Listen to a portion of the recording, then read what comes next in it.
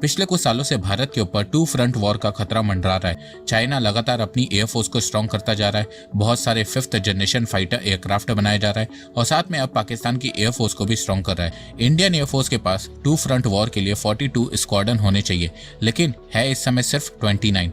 एक स्क्वाड्रन में 18 से 20 फाइटर जेट होते हैं, तो भारत के पास इस समय 250 एयरक्राफ्ट की शॉर्टेज है। भारत की बात करें तो इंडियन एयर पर अब भारत सरकार आने वाले 10 सालों में इंडियन एयरफोर्स को स्ट्रॉन्ग बनाने में और एयरक्राफ्ट मैन्युफैक्चरिंग में खुद को सेल्फ इंडिपेंडेंट बनाने की तैयारी कर रही है। आने वाले 10 सालों में भारत सरकार 300 एयरक्राफ्ट को इंडियन एयरफोर्स में ऐड करने का प्लान कर रही है। भारत सरकार इस समय 2 चीजें प्लान कर रही है, एक तेजस और दूसरा राफेल।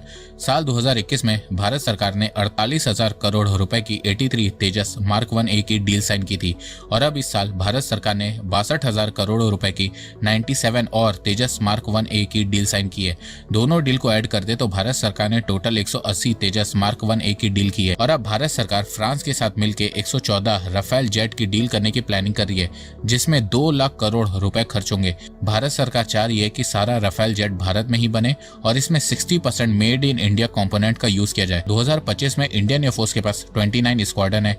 2030 से 35 के बीच 112 जैगवार, 46 मिराज 2000 और 59 मिग 29 टोटल 217 एयरक्राफ्ट रिटायर होंगे, जिससे 11 से 12 स्क्वाड्रन और कम हो जाएंगे। पर तब तक अगर सब कुछ सही रहा तो तेजस के 180 एयरक्राफ्ट ऐड होंगे, जिससे 9 से 10 स्क्वाड्रन बढ़ेंगे। साथ में अगर 114 राफेल की डील हो गई तो 6 से 7 स्क्वाड्रन और ऐड हो जाएंगे, तो 2035 तक इंडिया के पास 32 से 34 स्क्वाड्रन होंगे। पर अच्छी बात यह होगी कि उस समय इंडियन एयरफोर्स बहुत ज्यादा स्ट्रांग हो जाएगी। इसके अलावा अगर 2035 तक भारत अपना कावेरी जेट इंजन बना लेता है, तब उस समय भारत खुद का 5th जनरेशन एयरक्राफ्ट भी बनाना शुरू कर देगा।